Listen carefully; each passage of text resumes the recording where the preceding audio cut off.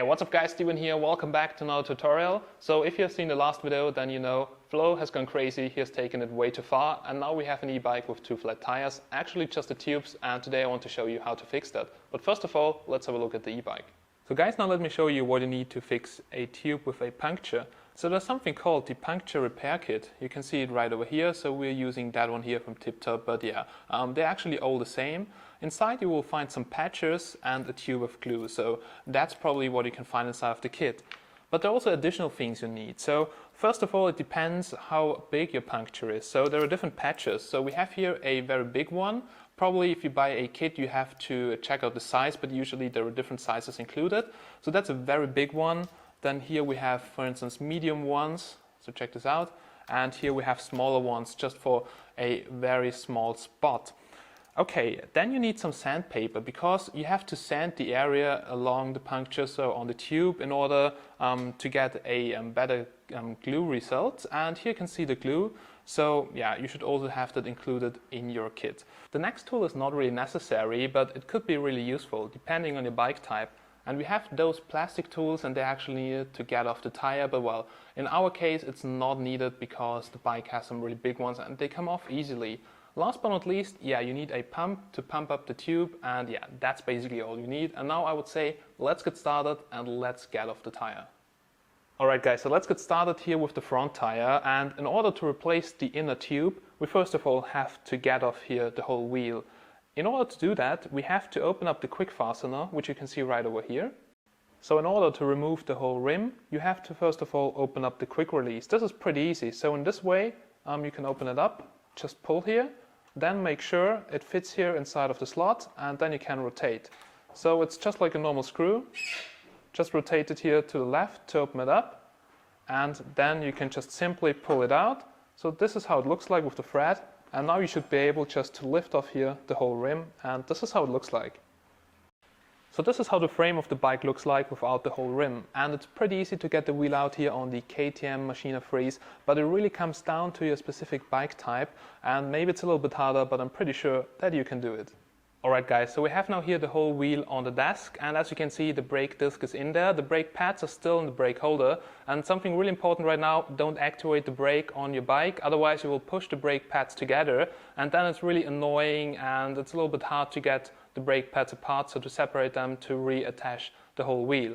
So what we have to do right now is we have to get off here the tire, so we have to get the outer tire over the rim to get to the inner tube.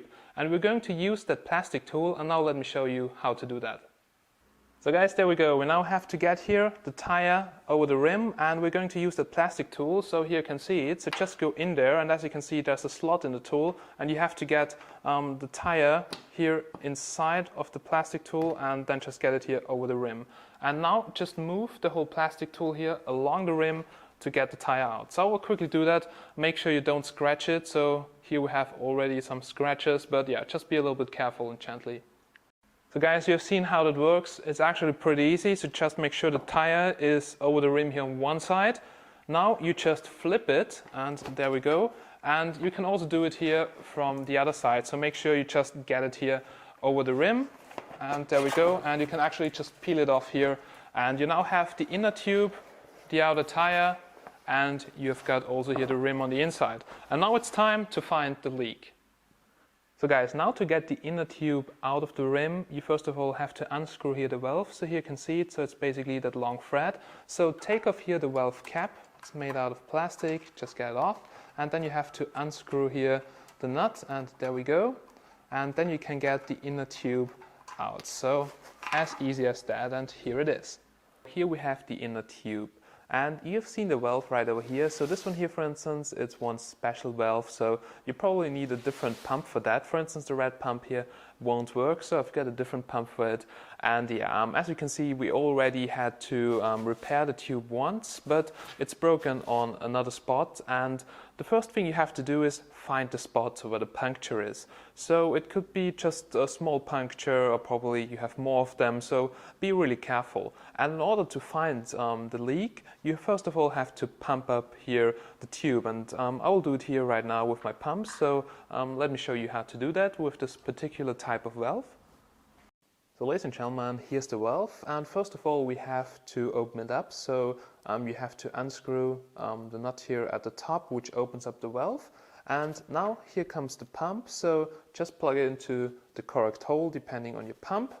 Make sure it's completely in, and here on this particular pump you have to open up here the tube, and now you're ready to pump it up. So there we go. And yeah, just continue as long as possible, and if you already hear that air is coming out, you should be able to find the spot easily. But sometimes the puncture is not really big, a very small puncture, then you have to put the tubing here into a box of water to find the spot. Alright guys, so the next step is preparation, which is very important and as important as applying the patch.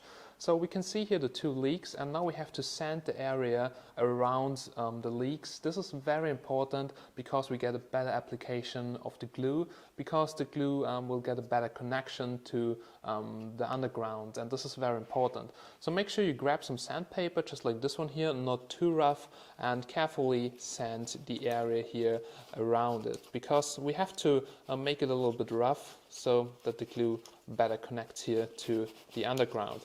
And there we go. So yeah, be a little bit careful, don't sand it too much, but if you can see that it's already a little bit more shiny than the rest, then you are done and you can actually continue. But I will now sand it here a little bit and show you the result then, and then we're going to apply the glue. So this is how it should look like, and don't be afraid to sand more area than you will actually need. So it doesn't really matter, but yeah, just be careful when you sand it. Don't make the leaks even bigger, and also sand a little bit more area than you will actually need for the patch. Alright, so now it's time to apply the glue, actually the vulcanizing solution, which you can see right over here. So make sure you apply it on a little bit bigger area than the actual patch, and yeah, there we go. So we have the two spots, so we're going to apply it here and here. Make sure not to apply too thick layer, but yeah, just here in an area which is a little bit bigger than the patch area. Okay, so the next step is actually just wait until the glue dries. So you can also use, for instance, your finger, something like that, to make sure the glue is even here all over the surface.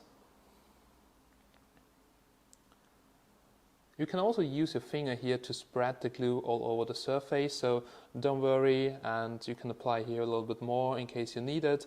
And yeah, just as I've told you, apply a little bit more glue, so into a bigger area than you need for the actual patch.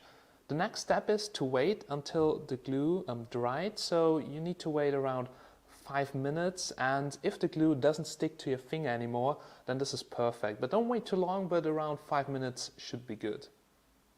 Alright guys, as you can see, we have here a huge area of glue. Well, you can use more, it doesn't really matter. But well, if you have more glue, then it also takes a longer time to dry.